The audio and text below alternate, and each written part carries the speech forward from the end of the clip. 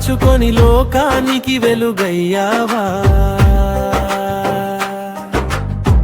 రాజన్న సిరిసిల్ల జిల్లాలోన నీ జాలి గుణము చాటావా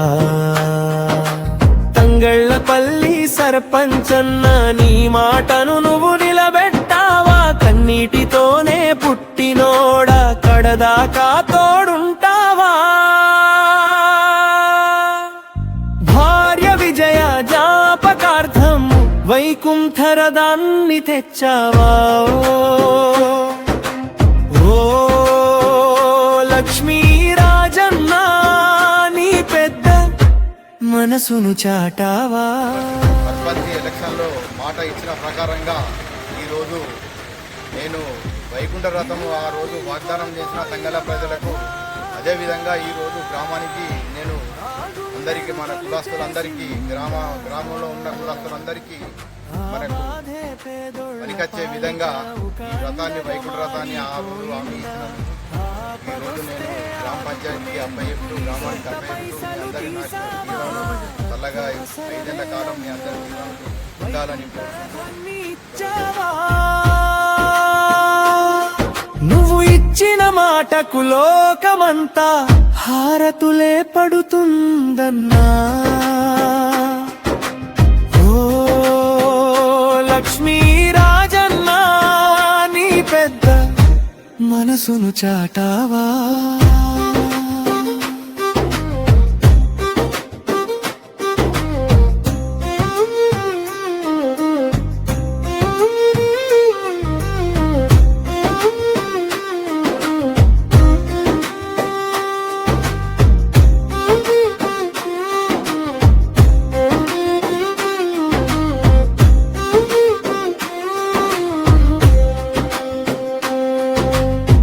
దిక్కులేని ఆ పేదోళ్ళదరికి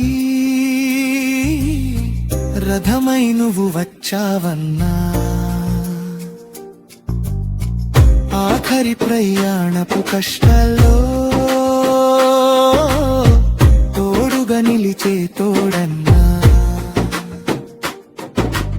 ఇచ్చిన హామీ నెరవేరుస్తూ జనాల మురిపించవా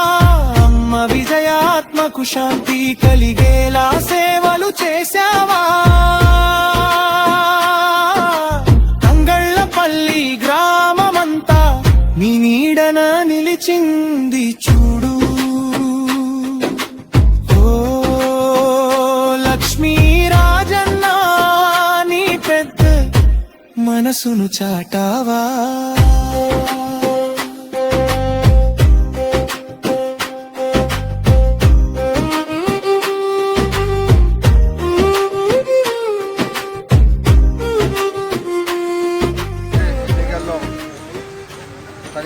సొంతంగా ఒక మేనిఫెస్టో ఏర్పాటు చేసుకొని